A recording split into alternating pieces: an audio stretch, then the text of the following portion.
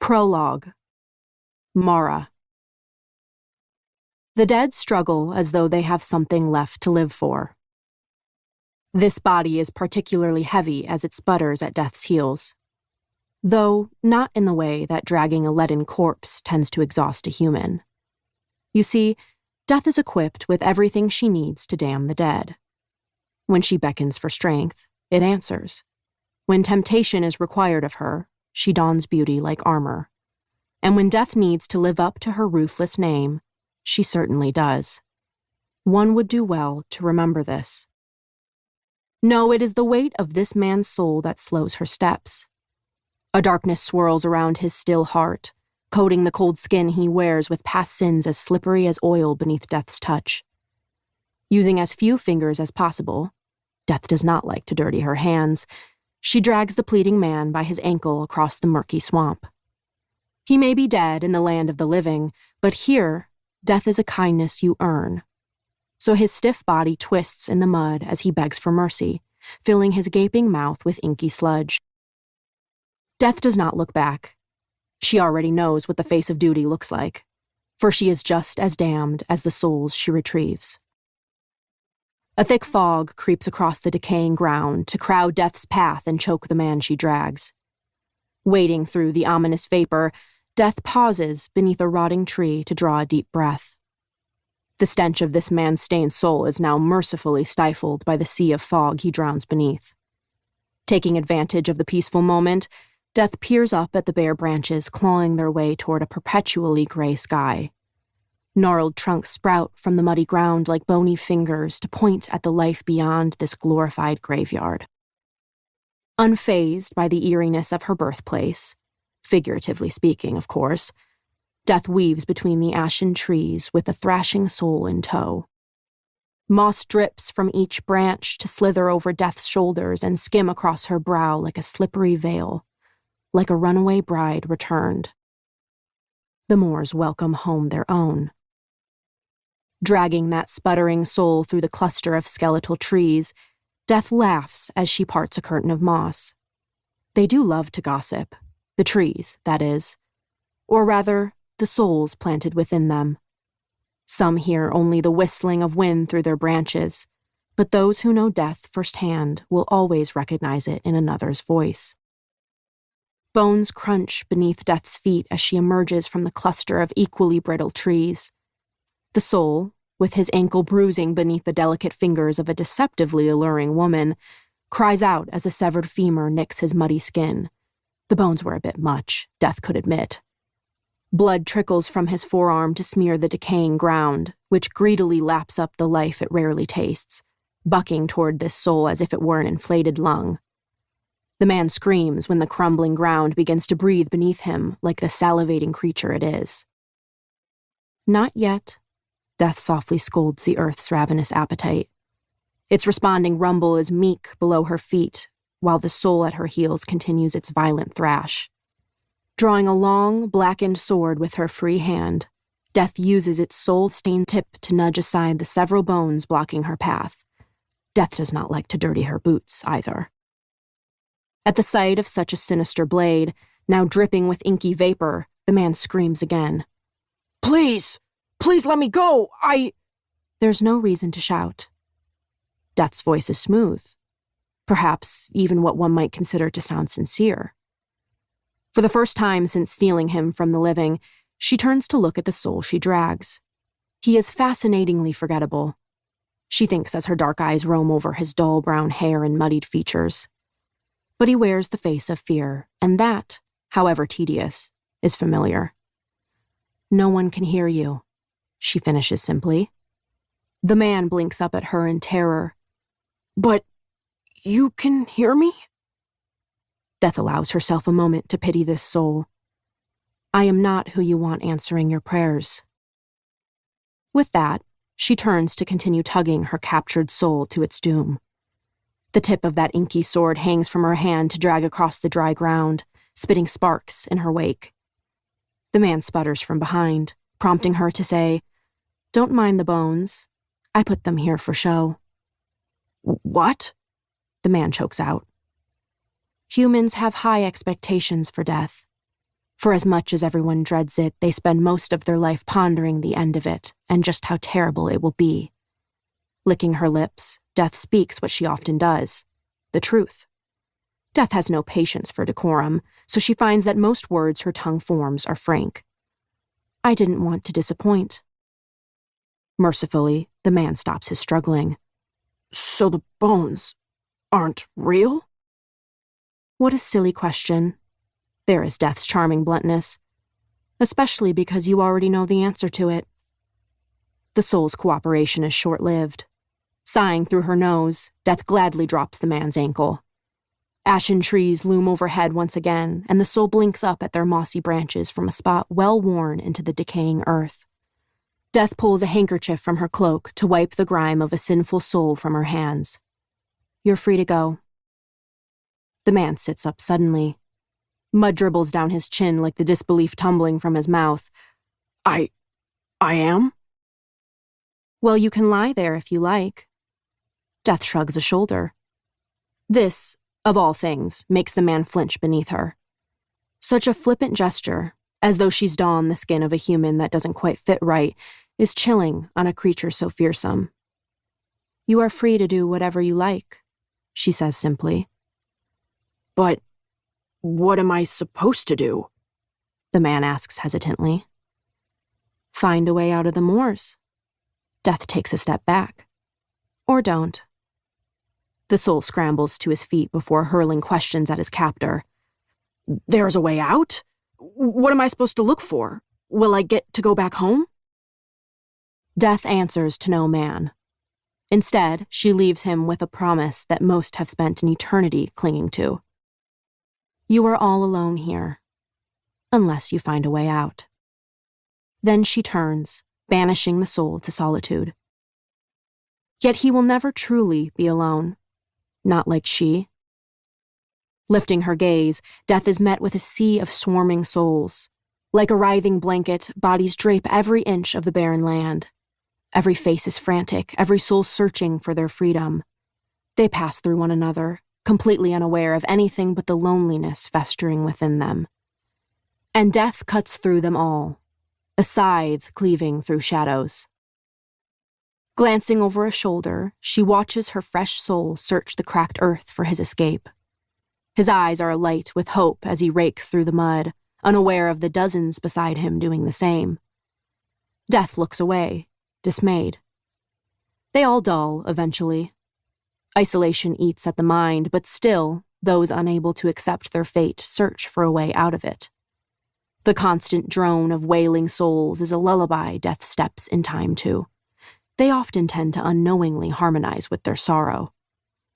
Weaving between the milling bodies, Death scrutinizes each soul, absently counting off the common ways in which the dead cope. There is crying, of course. This is the obvious reaction. Then there are the souls who stare unseeingly at the dull sky above, having been here long enough to lack the energy to do much else. And finally, there are those who have searched every inch of the moors for their freedom, only to have lost their sanity. One soul in particular, Death knows each of her victims, and this woman has haunted the moors for nearly a millennium, claws at a whispering tree. Let me in! Let me in! I know you're in there! Averting her gaze, Death strides past the howling woman to find refuge beneath a tree of her own. Its whisper is familiar, the soul within a friend. So Death sits at the tree's gnarled roots and leans her head against the ashy trunk. Shutting her eyes, she tugs on the fraying lifelines each human teeters upon. Death herself does not choose who to knock from their tightrope, only who to catch first once they have fallen. This is her fate, escorting others to it. Like an intricate spiderweb, countless lifelines stretch out within Death's mind. She toys with those that begin to fray. A woman nearly trampled by a rogue horse. A little boy contemplating popping a plump, poisonous berry into his mouth. A man with enemies lurking in a shadowed alley. But Death does not waste her time on possible danger or the prospect of demise. No, she searches for a life that is already slipping away, a soul that has lost their balance atop the tightrope. A man flashes in Death's mind. His golden hair is disheveled above a pair of wild green eyes. He is arguing, agitated, though his words are muffled. But that is not what startles Death. Little does, you see. It is the familiarity of his features, like a distant memory that has her stilling. Stern faces surround him, flashing in Death's mind before she feels this man's lifeline fray irreversibly. He lifts a vial to his lips and swallows. Fate sears through a once strong strand, cutting this young life gruesomely short. Death gasps. Something in her hollow chest burns. This demise feels different, personal, intimate. Taken aback, Death furrows her brow as she attempts to deepen her connection to him. Few humans have managed to intrigue her, certainly none that looked like him. Not in this lifetime, at least. This man willingly tasted death, forfeited his future. And the keeper of the moors would like to know why.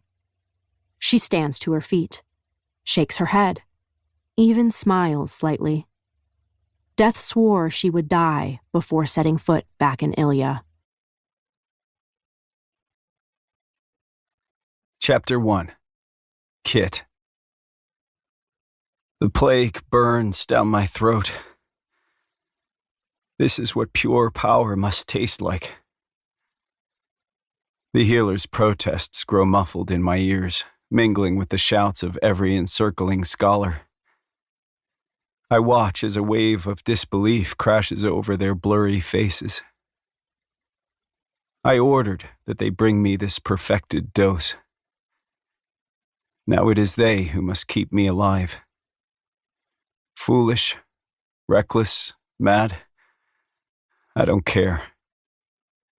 I have great plans for Ilya. I only need to evade death. Chapter 2. Mara. Life is much duller than it was when Death once possessed it. This saddens her slightly. She was hoping to be impressed by mankind. Alas, with the disapproving drawing of breath, it tastes of smoke and the decaying leaves crunching beneath her boots, Death follows the scent of a soul eager to meet her.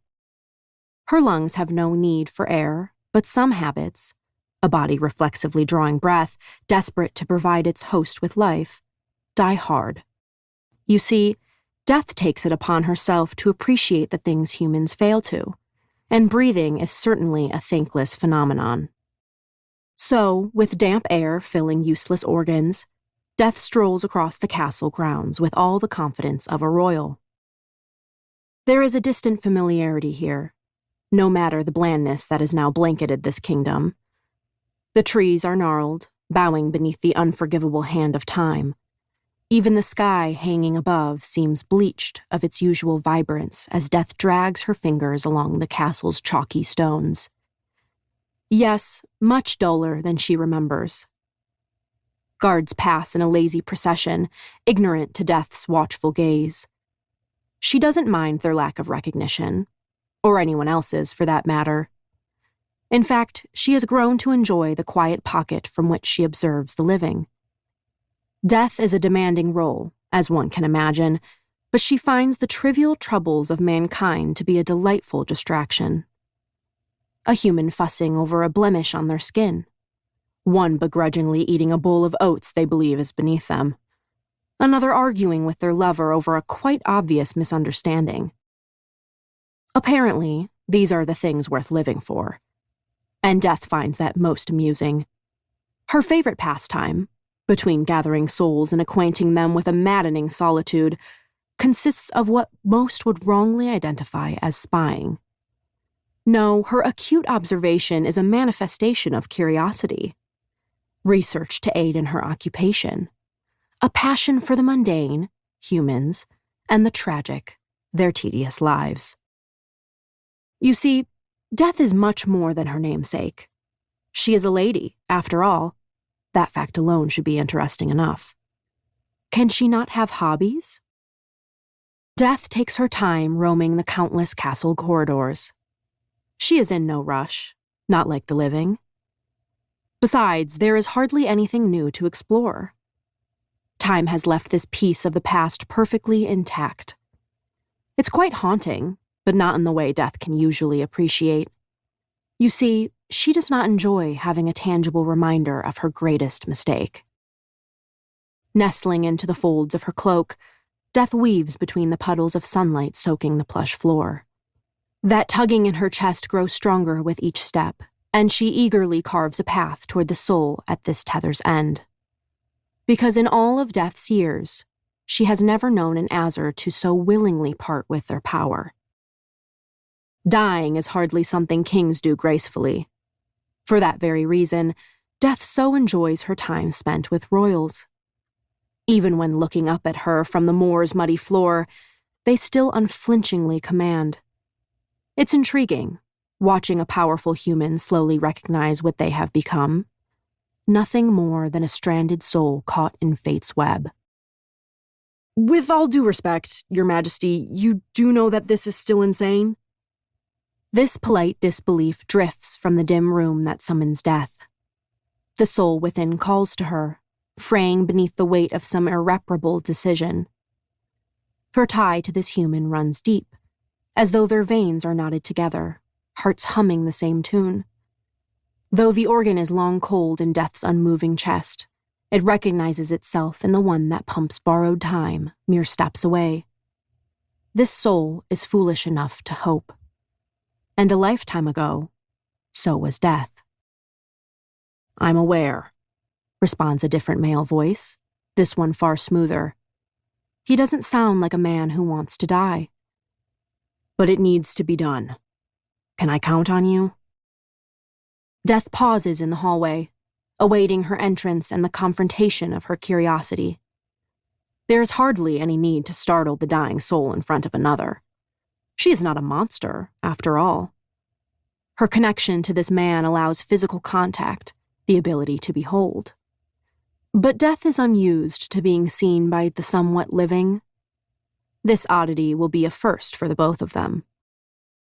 Yes, Your Majesty. It's the first voice. Death notes that it sounds like he is accustomed to curving each sentence into something comedic, as though he can hardly take himself seriously. You can count on me. I only hope I, live to tell the tale. This comment, combined with that incessant curiosity, has Death stretching a strand of her power toward the man. His soul is not marked for the moors. In fact, she can see his sprawling lifeline clearly.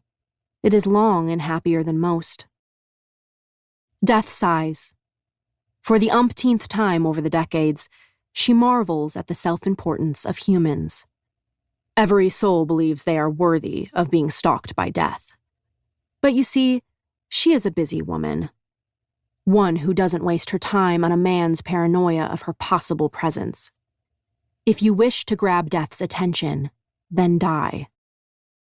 Let's hope Blair's on her best behavior. It's that steady voice again. I'll be here if you need anything. There is a rustling of fabric before a shadow curls across the carpet. A man, dressed in a blinding ensemble of white, halts in the doorframe. His masked face turns back toward the king. Not that it matters, coming from me, but I think it's really great what you're doing for the kingdom. And Callum is a good man. I hope to help you both in any way I can. How sincere, Death thinks, though she sees no point in speaking otherwise. Death appreciates, expects, really, words that carry weight behind them.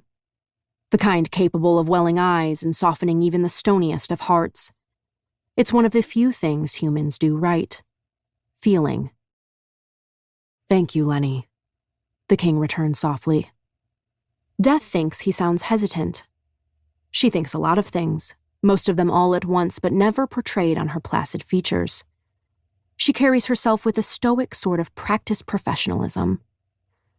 Death is quite attentive for someone her age. This Lenny strolls into the hallway with a fading smile.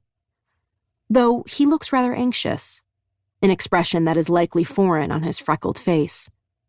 Death eyes him closely, tracing the coils of red hair that bounce with each of his lanky strides. So when his head suddenly swivels in her direction, she is startled half to death, as the living like to say, though it's a gross exaggeration used without her consent. Unsurety creases Lenny's brow. Then his warm eyes collide with Death's frigid gaze. She is pinned to the wall like a carcass on display.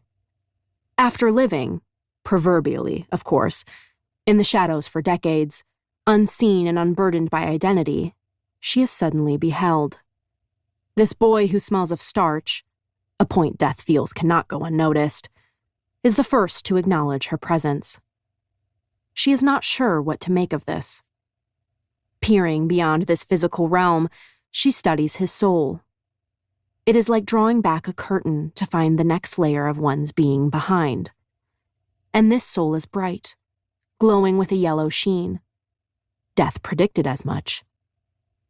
Lenny looks away, shaking his head. "Shit," he mumbles. "I really am paranoid." With that declaration of defeat, he sets off down the hall once again. Death stares longingly at his retreating form, then at the wall separating her from that flickering blue soul within the study. Her foot taps a steady beat against the floor. On occasion, she pretends the rhythm belongs to her heart. It provides some semblance of comfort, though she doesn't care to question why. After much deliberation, Death follows the lingering scent of starch through the castle. She warrants this diversion because no living being has ever sensed her presence. The mystery of this starchy man is worth Death's valuable time. Besides, the king will still be dying when she returns. Death is rather blunt. Sensitivity is hardly in her job description. The guard leads her out into the training yard, where his white attire only further blinds in the streaming sunlight. He treads carefully toward a young woman who hogs the little shade offered by a generous tree. She is sprawled atop the soft grass, strands of striking lilac hair clinging to her slick brow. It looks as though she has been exercising. What an unappealing use of life. The woman frowns at the swelling sound of rustling fabric. Then she scowls when the man beneath it speaks. "Wow, you're actually sweating. Maybe you are human." Death finds this introduction fascinating. Perhaps she can collect some enticing gossip to share with the trees back home. The young lady's eyes fly open. Then she promptly sweeps her scrutiny over him. "All that starch must be getting to your head. I don't think you know who you're talking to." Death feels strangely validated by her acknowledgement of such an excessive scent. Moments like these make her grateful for the ability to cease breathing. That is all the woman deigns to say before settling back into the bed of grass and letting her eyes drift closed. She seems to bask in the quiet stillness, lacing fingers over her abdomen in contentment. "So, still here." Death watches as the woman lifts herself into a sitting position, huffing all the while. "Did I not imply that you should be walking away right now?" Her voice is impressively condescending. "Trust me." Lenny lifts his hands in mock surrender. "I would. But unfortunately for the both of us, I can't." "Here." That alluring hair hardly softens this woman's sharp features. Her smile is mocking. "Allow me to help." The guard's boots leave the ground suddenly, and he practically squeals. "The king! I'm here on behalf of the king!" So this is the Blair who has men fearing for their lives. She is powerful, that much is obvious. But like every other elite, she has done nothing to deserve this strength. It is borrowed, stolen. Death takes a seat on the grass, preparing for the show. Though, to her dismay, it doesn't last long. The telly, Death so enjoys these silly titles, stands to her feet before setting the guard on his own. Now reunited with the ground, Lenny runs a gloved hand down his face and fights to find his composure. There is not an ounce of disdain withheld from Blair's expression. "You are a foot off the ground." A slow blink. "If that." "Yes, and I was overcome with empathy for those taller than me." Lenny muses. Both Death and Blair simply stare at him, thoroughly unimpressed. He blinks those brown eyes behind that mask, the same ones that unknowingly met Death's. Flatly, he adds, "I'm joking." "Right. Now, would you like me to explain why I didn't laugh?" "Let me guess." The guard's voice is falsely cheerful. "You don't know how?" Death's gaze flicks between them. "No, because laughter typically accompanies something that is funny," Blair retorts with a well-practiced pout. Lenny sighs in defeat. "All right, let's just get this over with." He claps his gloved hands together, as if to brace himself against the words leaving his lips. "Peyton is back." Blair swallows swiftly. Very watchful, Death. "And why would I care that the traitor has been caught?" "Because the king has plans for her. Plans that keep her alive to help Ilya." "Again?" The temperamental Telly bites out. "Why does this concern me?" Impulsively, the guard pulls that mask from his face to display an additional dozen freckles. His nose is straight, jaw strong, eyes earnest. Death recognizes his need for Blair to see the emotion etched into his features. He is desperate to bridge an honest connection between them. How very human. Blair takes a wary step back. Death, disconcerted, feels the urge to do the same. She can appreciate a bearing of one's emotions, an outright invitation for connection. But Death has earned the right to numbness. She wishes not for unsolicited feelings and the repercussions of them. So, sitting this close to such sentiment makes her tense. "You know what Peyton will try to do to you," Lenny murmurs. "Yes." Brown eyes roll behind several strands of lilac hair. The key word there is try. Death is thoroughly enthralled. The afterlife is hardly this dramatic. "Peyton won't stop." There's an urgency in the guard's gaze, especially if you are sharing the same castle. And the king needs to keep you safe. "The slummer is a traitor," Blair spits. It's been a lifetime since Death has heard that insult. "Why would she be living lavishly in the castle with—" "You will find out soon enough," Lenny interrupts before swallowing thickly. "All you need to know is that I am to be your personal guard, to protect you from Peyton." A moment of stifling silence passes between them. Then, a startling cackle bellows from Blair. "Now that," she snorts, "that was a joke." The guard lets out a weak, uncomfortable laugh. "Oh, you are really not going to find this funny when you realize I'm serious." Death considers cracking a smile at such captivating entertainment. She does not, of course. Those are saved for special occasions. Blair takes a slow step forward, her voice drenched in ice.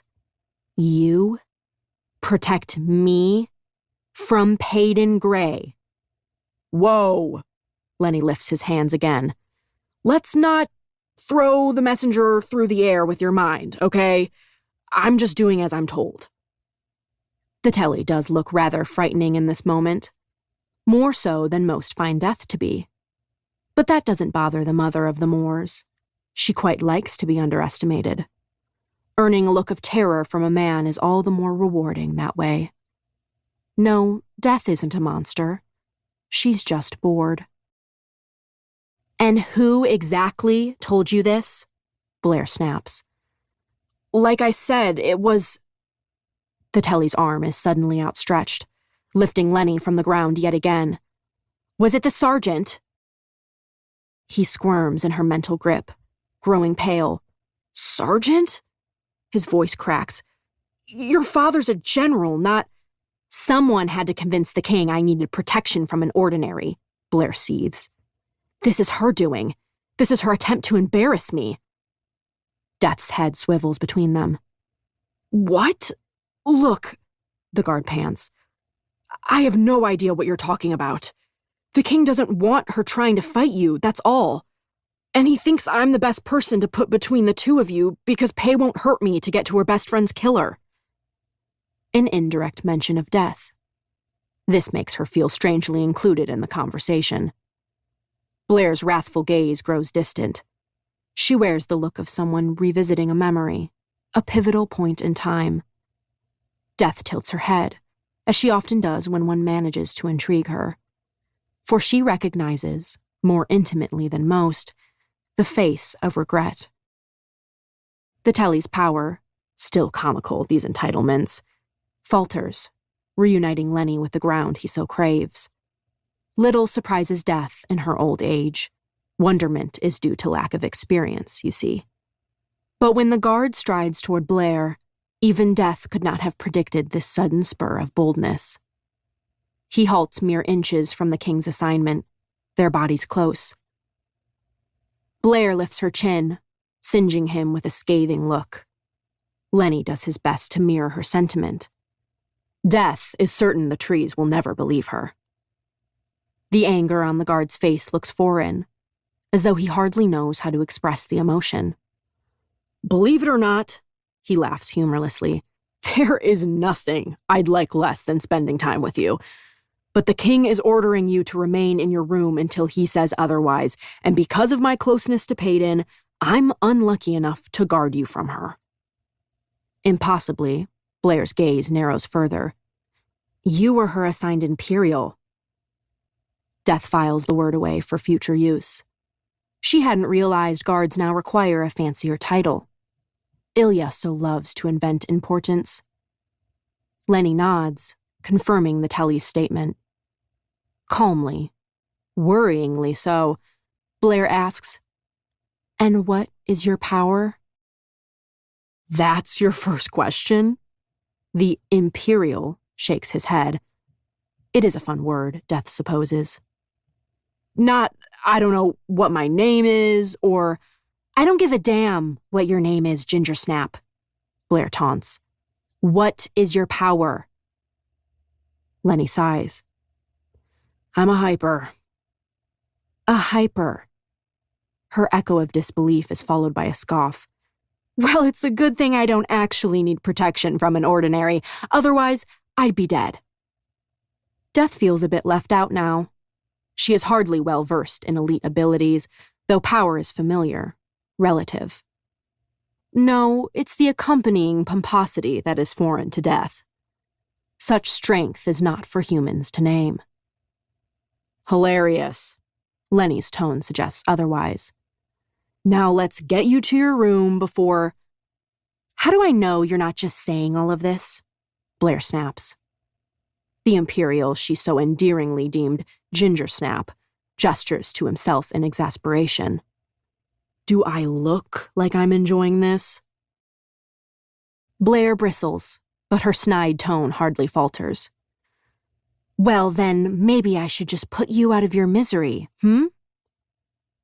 Death inches closer when the Telly lifts a hand, readying to rain down her, this possession is used loosely, power on the Imperial. But Lenny only tilts his head, ever so slightly. He seems to be intrigued by something. Death's own curiosity is reflected within his gaze.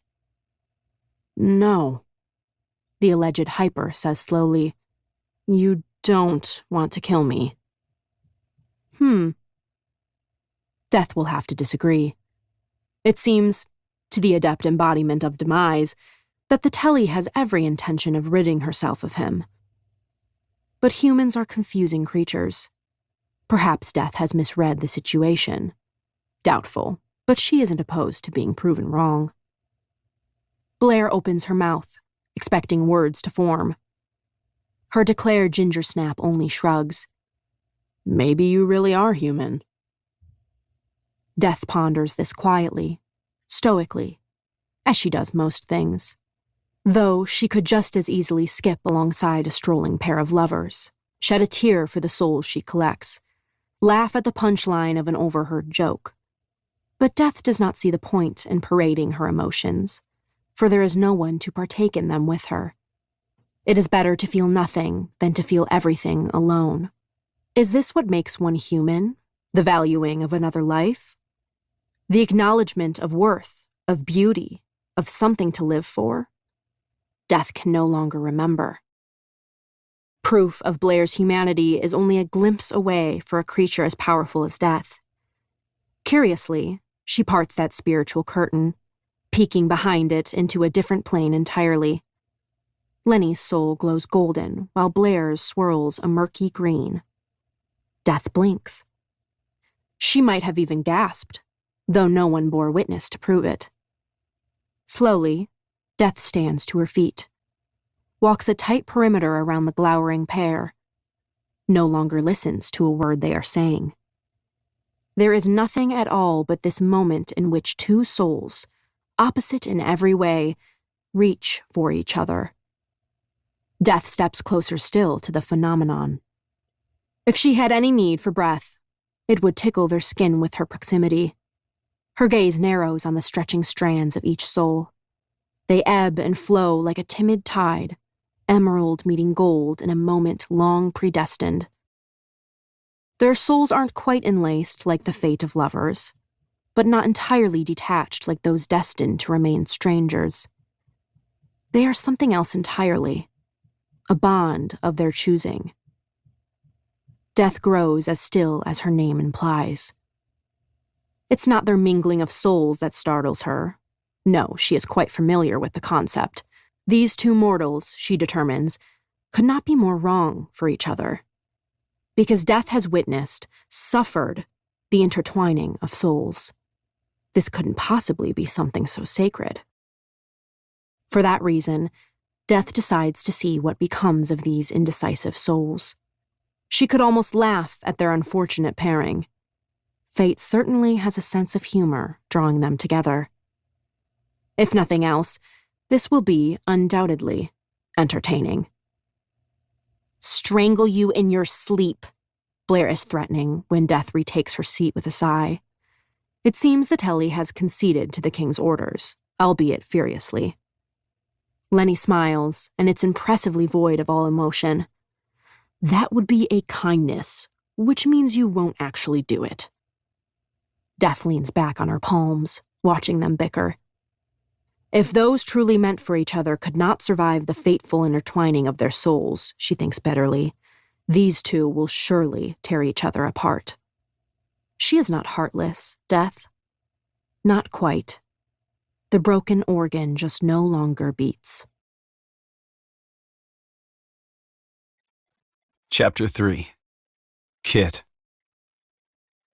My eyes trace his neat handwriting for the 100th time. I've memorized Father's final farewell, and the truth within it taunts me. I see the sentences when I close my eyes.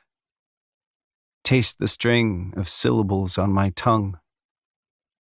My tired gaze glides down the inky page to that staggering secret. As Ilia's king, you now guard her secrets. And just as my father did for me, I leave behind the truth. The plague that gifted us our powers was no accident. It was created to strengthen our kingdom. And it did just that, though not in the way Fabian Azar intended. Carelessly, I shove the letter back into the drawer where I found it. But I do not need the words before me. Father's voice still echoes in my mind. No one but the court scholars and healers know of this. And it will remain that way. This power is for Ilia alone. We will never again be a weak kingdom. And if I am unable to rid us of the remaining ordinaries, you will continue my work for me. They are a defect of the unfinished plague, a disease that must be cleansed from our legacy. I shake my head at Father's demand for the 100th time. What a waste of the power we possess. What a waste of all those years I spent believing Father was doing something great, something worth the constant lack of approval. I drum my fingers against the chipped desk, my heart pounding in time. That was his pivotal plan? Ridding Ilya of some cowering ordinaries was all the fearsome Edric could devise. A knock at the study door scares off my growing agitation. I clear my throat.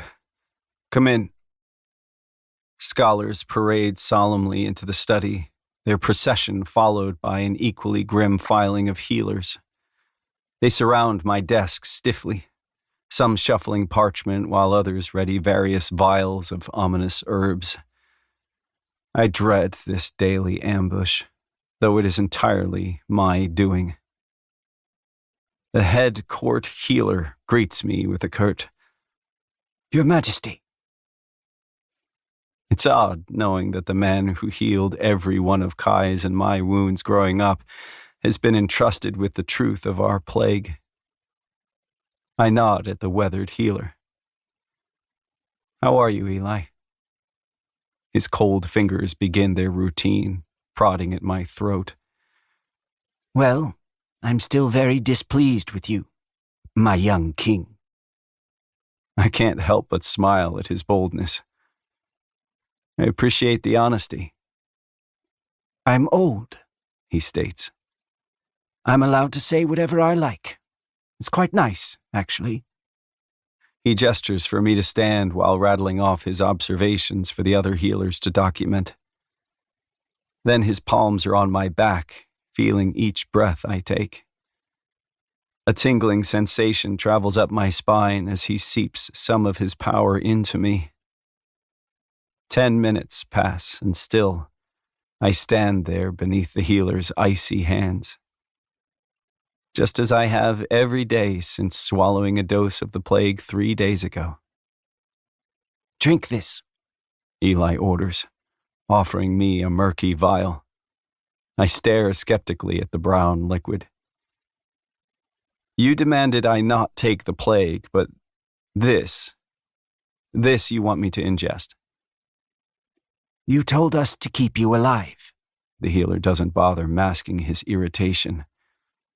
Even knowing another dose of the plague might be fatal to an elite, you took it before I had the chance to pin you down myself.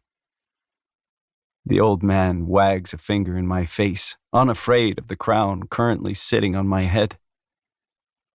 So yes, you will drink this tincture, because my power can't help you now.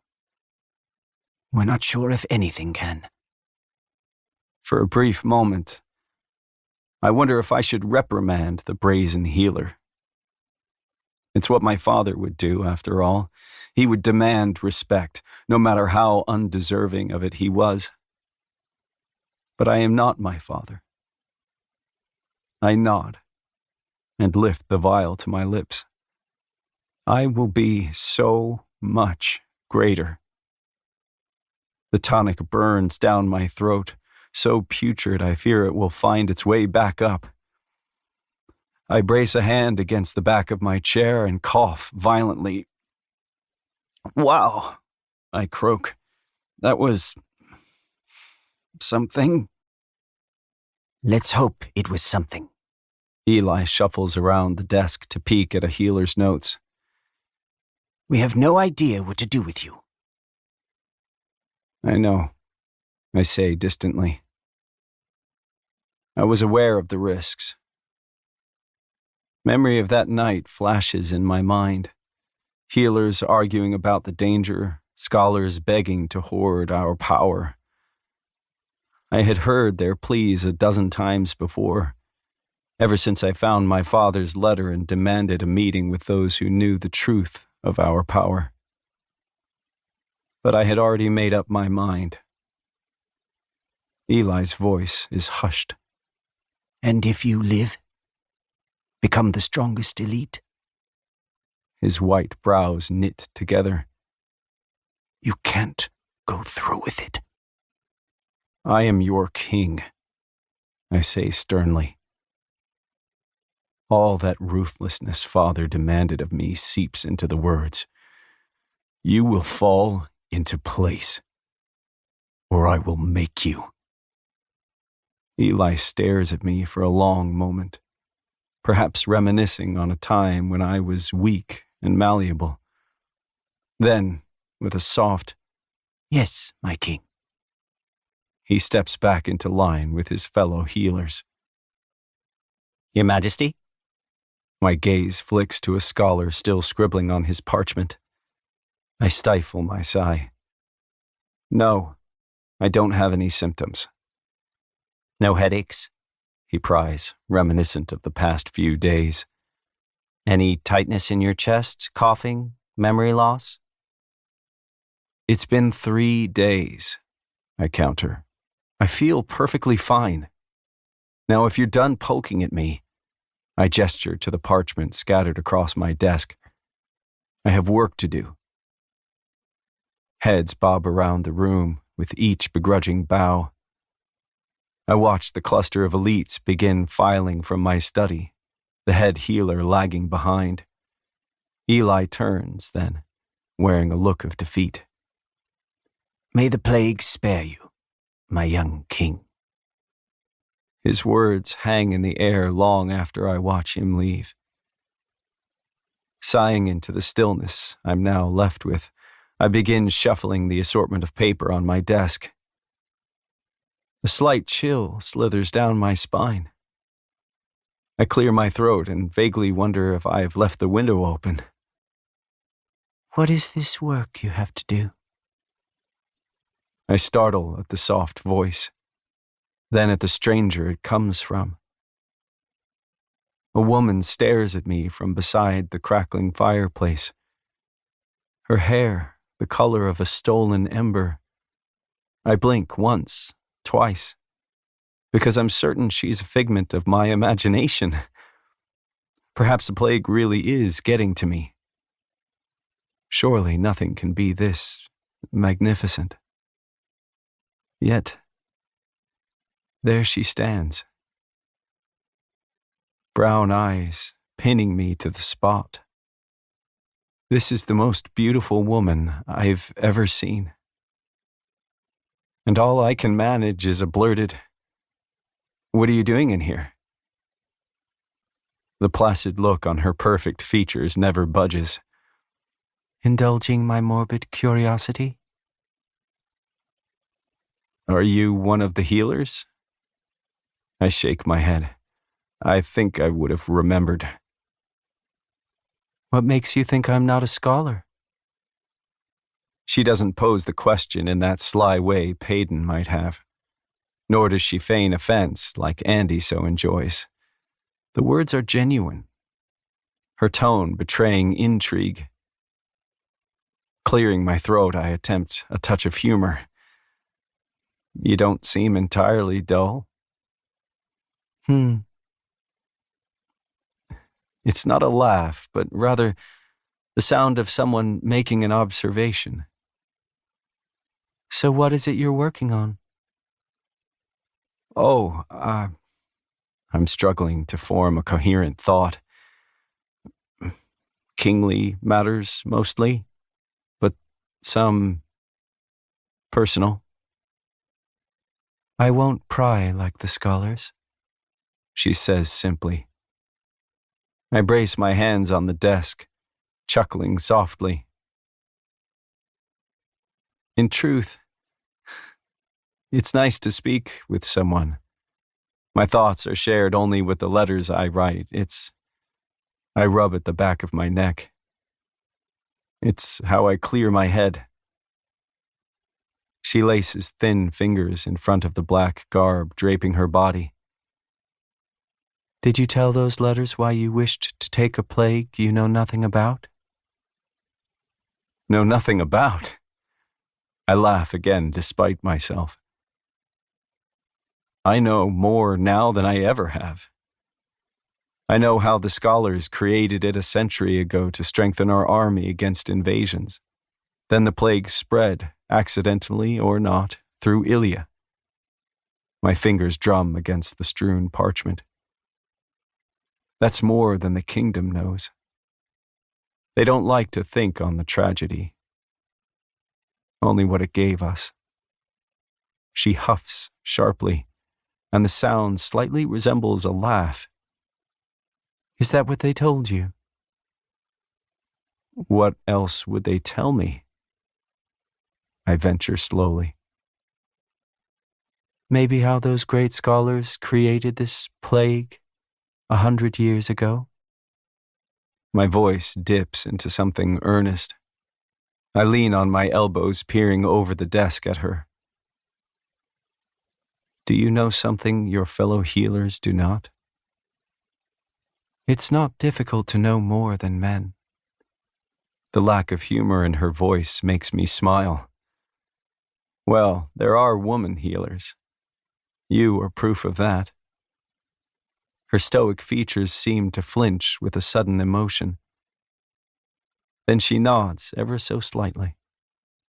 There is something so strangely intriguing about this woman. Her voice is dull, and yet it seems she only bothers uttering words worth her breath.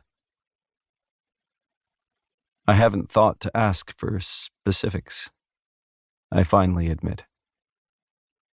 I'm sure it's all too complex for me to comprehend. There is that almost laugh again. I'm sure it is.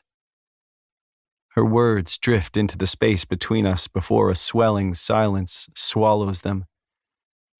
Firelight flickers against her auburn hair as she stands across my study, absurdly still yet effortlessly relaxed. I did tell the letters. I'm not sure why I say it, but the soft words are suddenly spilling from my mouth. The stranger says nothing, but those deep brown eyes voice her intrigue. I told the letters why I took the plague, I clarify. I ordered a perfected dose to be brought to me, because I need to save the elites from going extinct. Our power has dwindled over time. Fevers manage to kill us every year, which I now know is because the plague wasn't ready to be released. But the scholars have refined what was spread a century ago. A shadow of amusement falls over her face. So I'm seeing what will happen to an elite who takes another dose, I continue firmly. Then I will strengthen every kingdom with the plague. She considers this for a moment. But you didn't need to be the elite who risked their life to test a theory. I am the king, I say simply. These are my plans for the kingdom. It was only right I took the plague. I raise my brows incredulously. What? Her shoulders lift slightly before dropping. It is the first bit of movement I've seen from her. You just don't seem like the type to lie. Oh, I chuckle. You think I'm lying? I think your motives weren't entirely selfless. She counters evenly. Fine. I swallow my pride before spitting out the words. My father always thought I was weak. He would tell me every day. Maybe part of me wanted another dose so I would become so much stronger than he ever was. I hold her unwavering stare. Just like I want to be so much greater. Her dark eyes flick over me. You have enough of this plague to infect the other kingdoms? It doesn't take much, I assure. Undiluted, we have about a vial of the dark liquid, but the dosage has been perfected over the century. You only need a few drops, or an object coated in the substance. She doesn't miss a beat. And what happens when you don't live to rule over these elite cities like you hoped? When? I laugh tightly. At least give me a chance to survive." "You did have a chance," the stranger says plainly. "A chance at a long life, in fact. But you chose the prospect of power." I shake my head at her. "You certainly are a healer. You sound just like the rest of them." My fingers fidget with the paper pooling on my desk, if only to give myself something to do. But I feel fine. I will be fine. I'm sure of it. No born elite has ever taken this plague, and it won't be kind to you. Not again. She tilts her head at me. The perplexed look on her face is the most emotion those placid features have allowed thus far. How you meet your fate will be a mystery, even to me. I tilt my head right back. You are quite morbid, aren't you? Her eyes brighten with a flicker of amusement. You have no idea. What is your name? The question springs from my tongue after sitting at the tip of it for so long. She strides towards the door, seemingly struggling to offer me an answer, then, hushed and hesitant, the stranger reveals herself. Mara. Chapter 4. Mara. The Imperial is now banished to the corner of Blair's room. Generously supplied with 3 feet of floor to stand on, Lenny leans against the wall, glowering at his assignment over the barricade of furniture she has stacked around him. A desk teeters beneath the weight of a massive chest, while a dresser slumps against a vanity piled high with books. All it took was a thought, it seems, and the very room obeyed this Telly's command to compile a cage. Death quite likes the dramatics of it all. Amid her obligation to deliver souls to the Moors, the joys of an eternal occupation, Mara has spent much of her time stalking this pair of begrudging souls. While it was the king who initially coaxed her from the Moors, these 2 bickering beings have managed to make Ilya all the more tolerable. Death circles the room, cloak slithering along the floorboards while a smile threatens her lips. They are doomed for each other. This is how you thank me after guarding your door all day? For the dozenth time, Lenny attempts to capture the attention of a lounging Blair. Propped on an elbow and perfectly unbothered, she flips the page of her book atop the only piece of furniture not currently crowding her prisoner. The sprawling bed is draped with a plum quilt and littered with pillows. They are rather soft, Death checked. So it is understandable why Blair has yet to move from its plush embrace since Lenny escorted her here this morning. Mara, however, cannot afford to rest, though it isn't required of the dead anyway. Juggling her curiosity between 3 living souls, along with the collection of countless deceased ones, is undoubtedly demanding. She left the conflicted humans to bicker in the training yard, see, Death can occasionally respect one's privacy, to, at last, make the king's acquaintance. She has not stopped thinking about their conversation since, nor the way his green gaze crinkled with sincerity, but Mara would never admit such nonsense. The king is clearly a hopeful fool, dangerously so, who took a dose of this plague he does not understand. There is no such thing as a perfected portion of raw power. Nothing so formidable can be controlled. Death knows this firsthand.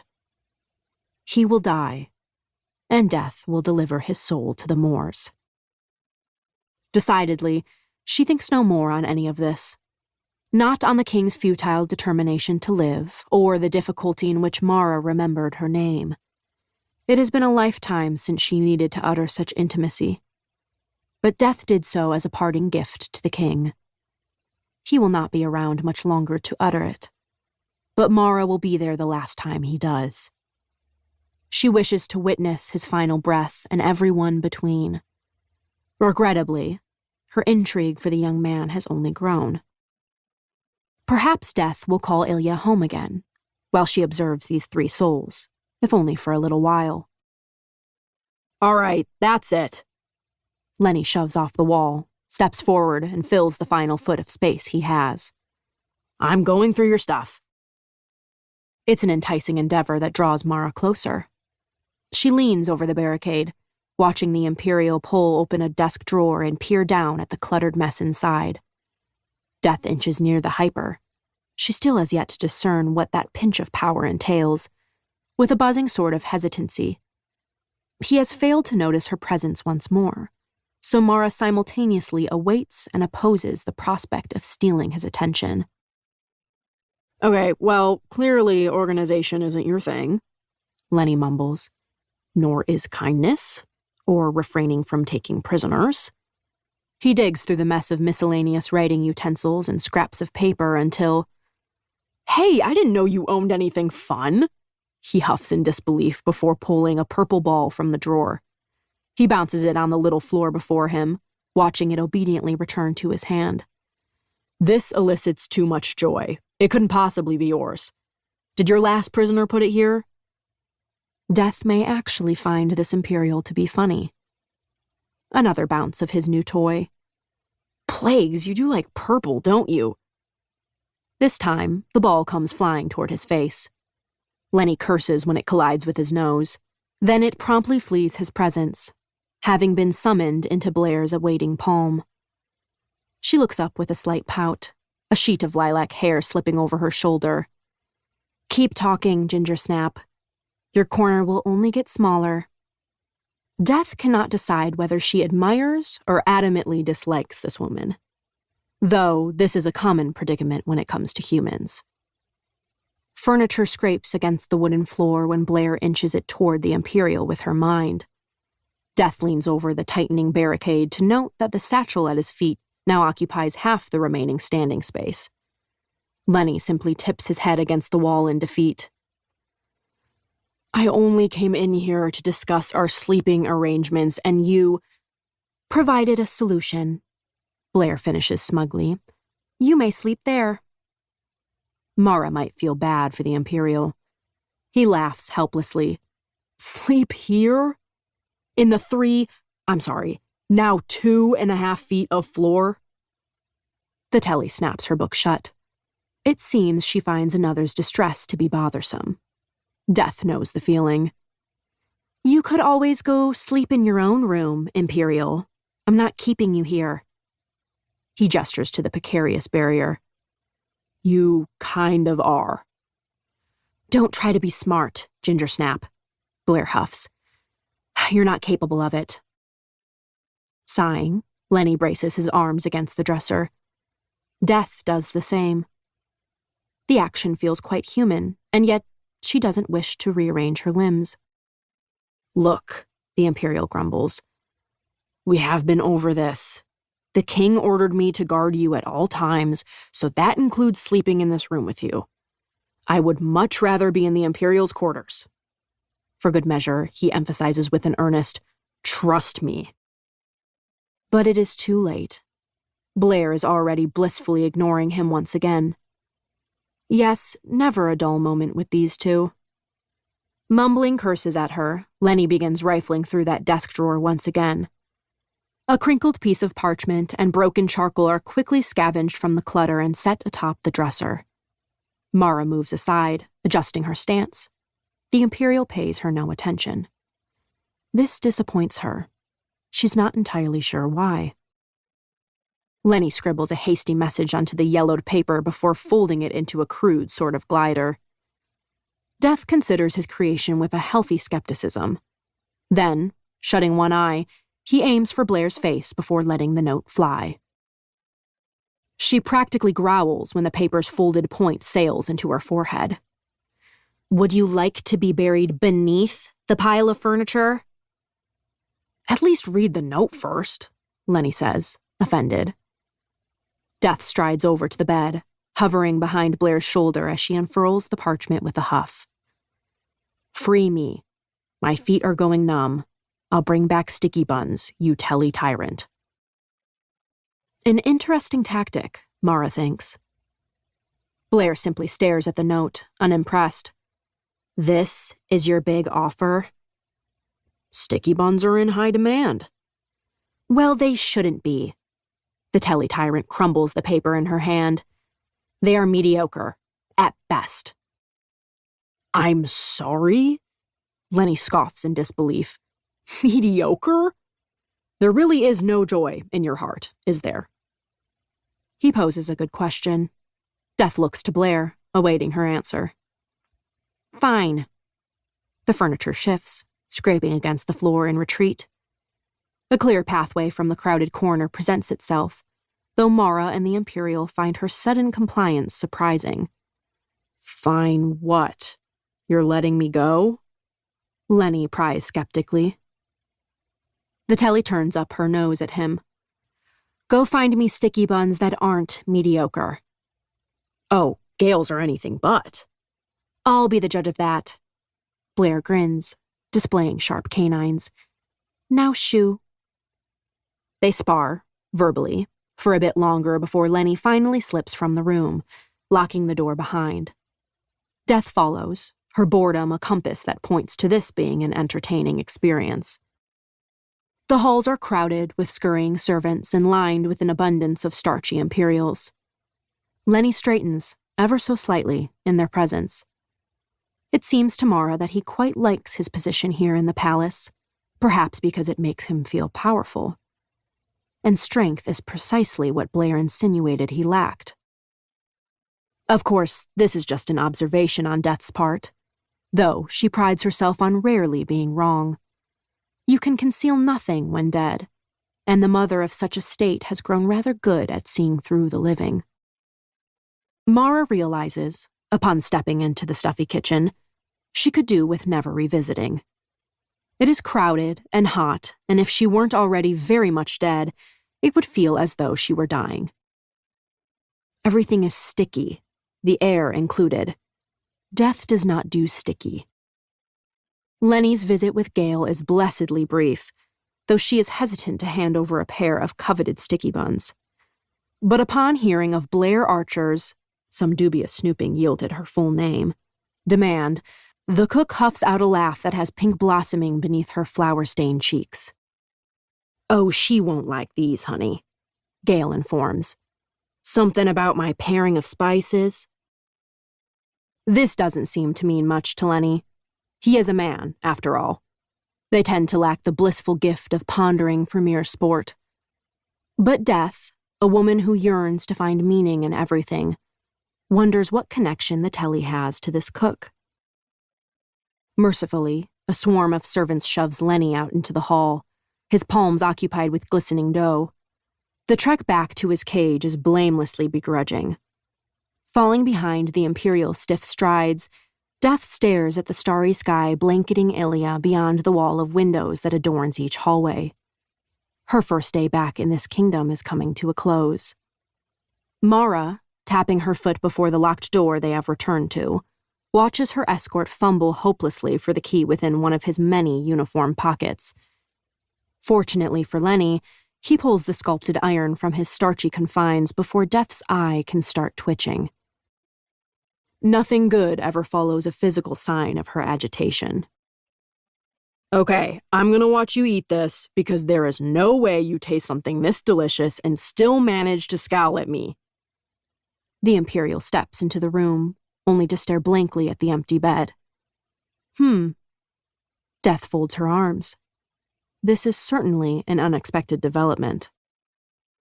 Lenny's eyes dart frantically around the space, finding every piece of furniture back in its rightful place. Chest, dresser, desk, vanity, now hugging their respective walls. The stone fireplace sits opposite the rumpled bed, framed with 2 draping tapestries. Blair? The Imperial calls futilely. He is met with no condescending response. The telly is gone. Death's placidity, too, has vanished. She smiles. Chapter 5. Mara. Death is in no rush. This is a concept that the living struggle to grasp. No, Mara is not stalking souls, awaiting their demise. She quite enjoys the slow moments, actually. Wandering the slums of Ilya provides Death with plenty of time to ponder. She accompanied a very peeved Lenny from the castle, treading the long path right alongside him. Of course, Mara can step between planes and appear beside any soul, unbeknownst to them, of her choosing, but not tonight. Tonight, she will spend time with herself. When Death grew tired of struggling to keep up with the Imperial's long strides, she abandoned him to wander the slums. Now she weaves between crumbling buildings, lifting the hem of her cloak to dodge murky puddles. Despite the late hour, loot remains alive within the shadows.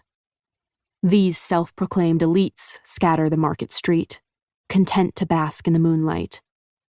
They converse in clumps and play cards beneath the starry sky.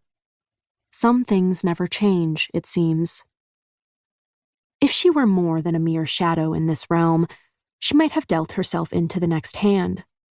Mara is no stranger to Ilya's gambling games. Pointedly avoiding a nearby street, certain memories are best left buried, Mara continues her leisurely stroll down loot. There is a contagious sort of freedom that resides here, as though one could be anything beneath Ilya's night sky, perhaps even alive.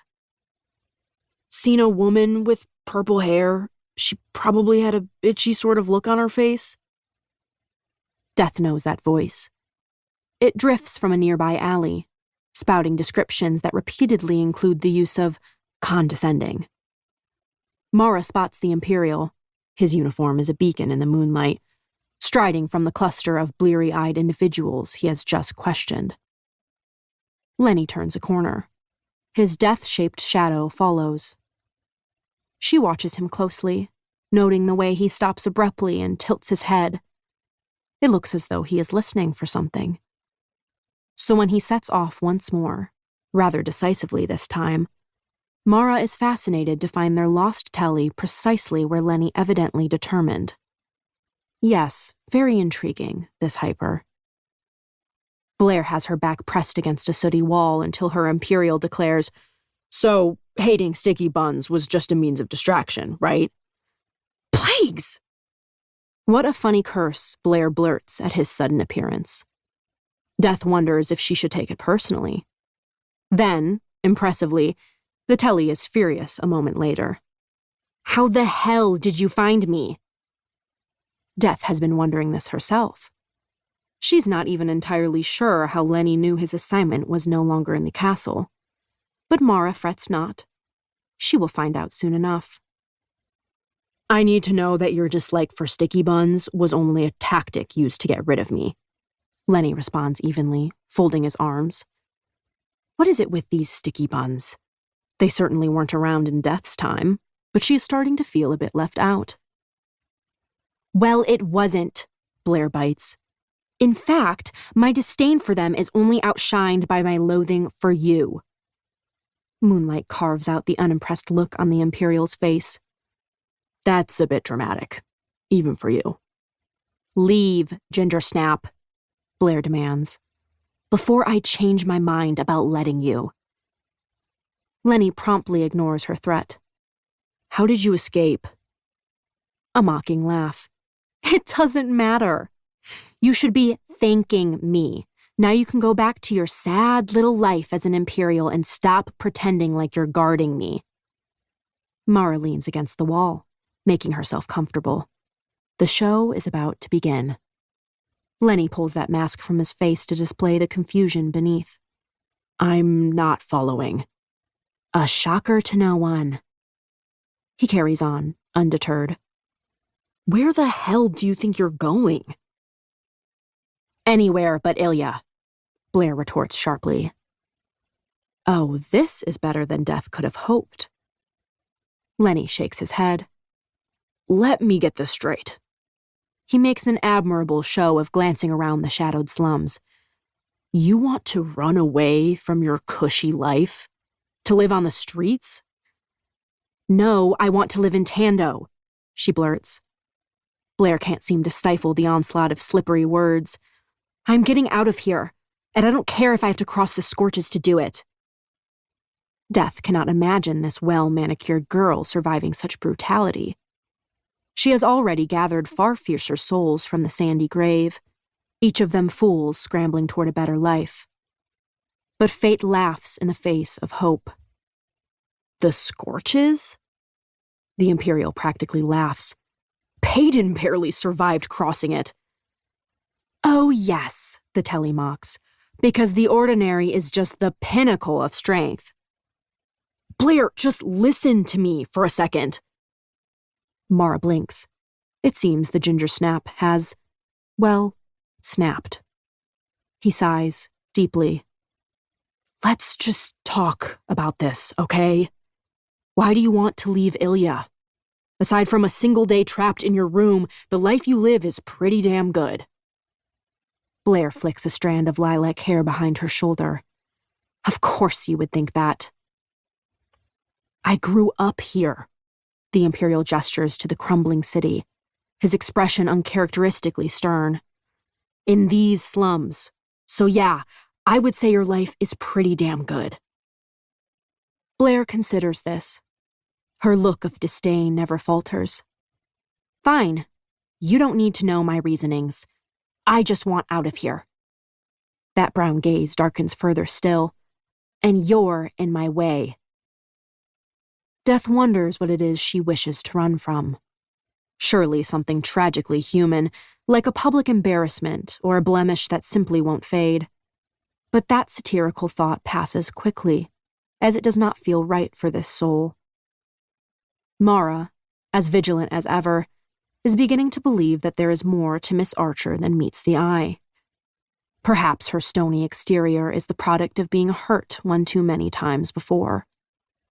Death can sympathize with harsh women. Life forced them to become so. I can't just let you run away, Lenny manages through an exasperated laugh. The king would be furious with me, not to mention your father.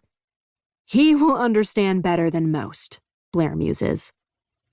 Pinching the bridge of his nose in a dramatic show of annoyance, the Imperial mutters, It doesn't matter. I could lose my position as an Imperial if I just let you waltz from the castle.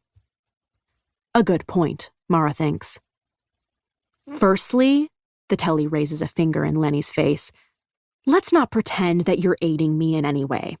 Secondly, another finger. You are a hyper, a buffer between Payton and me. Everyone knows you're not capable of handling me. This doesn't seem to sit well with the Imperial. Once again, his strength and capability have been called into question.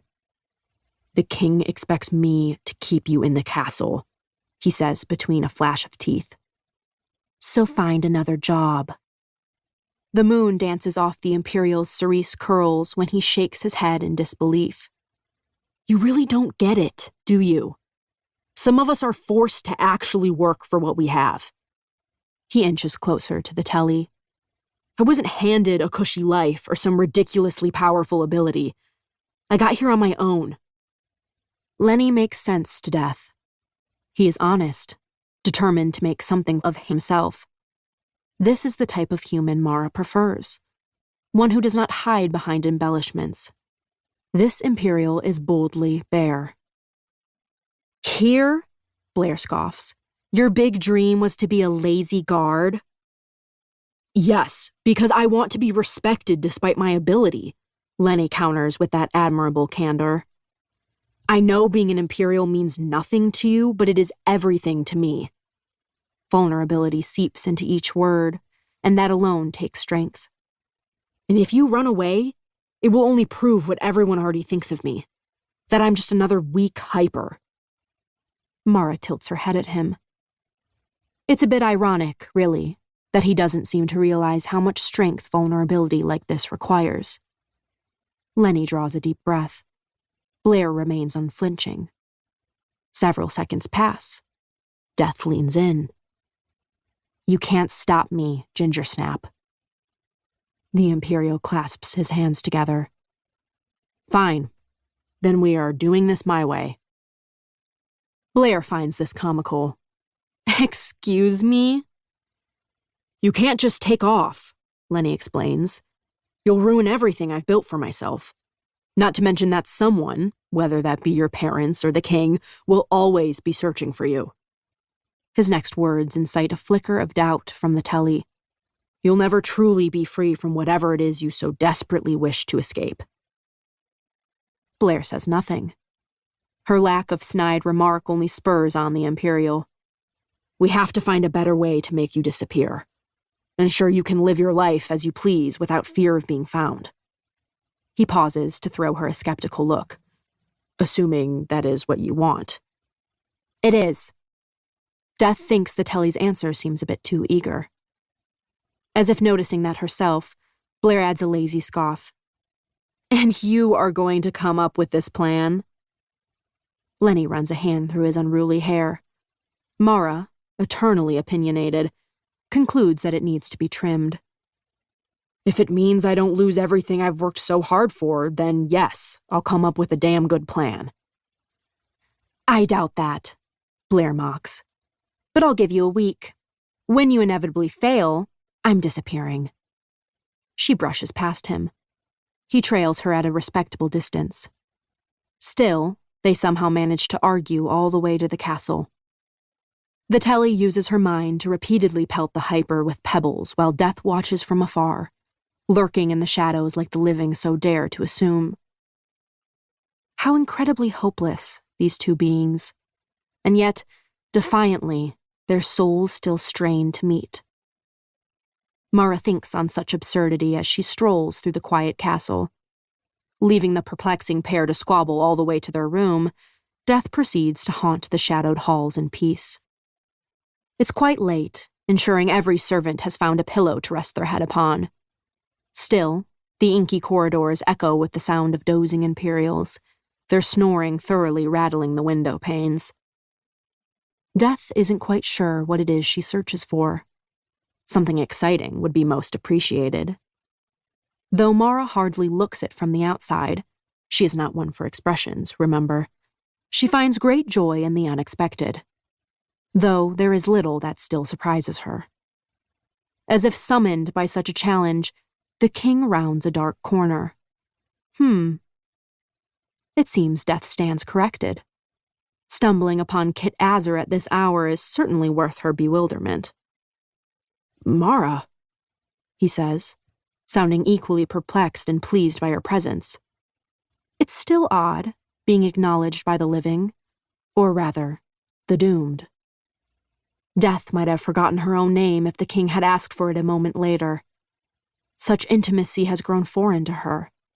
No soul, this side of the eternity she serves, has ever cared to call her anything but an atrocity, a monster. Mara's gaze trails over this king. He does not look like the many others she has dragged to the moors, harsh and weathered. No, moonlight drapes over the soft features of a boy forced to become so much more. Blonde hair waves atop his head, unruly with the remnants of sleep, though his green gaze is alert. Every feature is oddly strong yet subtle, unique yet fitting. Death must admit, with a practiced flippancy, that this man is hardly terrible to look at. In fact, she beheld a variant of this face many times before. The shadow of familiarity there, the memory of another who shared his countenance, is precisely what drew her back to Ilya at all. Why are you awake at this hour? Mara asks evenly. Her voice has gotten very little use in the last several decades, so the soft sound of it occasionally startles her.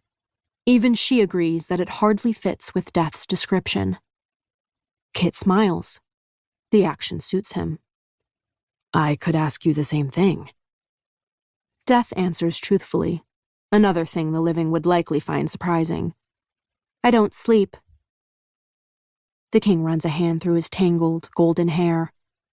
Yes, it does feel that way, doesn't it? I can't remember the last time I slept through the night either. Not quite what Mara meant, but she enjoys watching humans draw their own conclusions, just as Kit had done this morning when deeming her a healer. She considers this a compliment, actually. A lifetime ago, she yearned to be addressed as such. Death eyes this man who stands with one foot in the grave. What does a king do when he cannot sleep? Wander, he sighs. Think. A better use of one's time than unconsciousness. With a soft chuckle, Kit leans against the wall to look out a moon-drenched window. Your fellow healers certainly don't agree. Well, they don't wish to spend any more time with themselves than they have to. Mara laces her fingers, so they beg for sleep. Kit stares at Death. She thinks, biasly, that he looks rather awed by her. Is that why you are awake? To spend more time with yourself? Mara's stoic expression remains. In a sense, I am searching the shadows for myself. The moon leans in, peering through the panes of glass. Do you not know who you are, Mara? Death likes the sound of her name. She had forgotten. Not anymore, she answers simply. Kit wears the look of one who has been utterly seen for the first time. And do you plan to figure that out in the middle of the night? Is it not the darkest parts of ourselves that ultimately make us who we are? The king can't help but smile. Perhaps you are a scholar. A long moment passes, maybe a dozen. Death no longer has a heartbeat to count. Dipping her head, Mara steps from the puddle of moonlight. She has never been good at farewells, so she flees them altogether. Nearly halfway down the hall, Kit's voice has her halting. Mara? Yes, she quite likes hearing her name, and it has nothing to do with the young king saying it, of course. Death turns to face his fading soul, a flickering, muted blue. May I join you in your search? He asks with a touch of humor. Mara tilts her head at him. You are looking for yourself? Kit's long strides carry him swiftly toward Death. Fitting, this description of his fate. No, the king admits. I'm hoping to find something far better.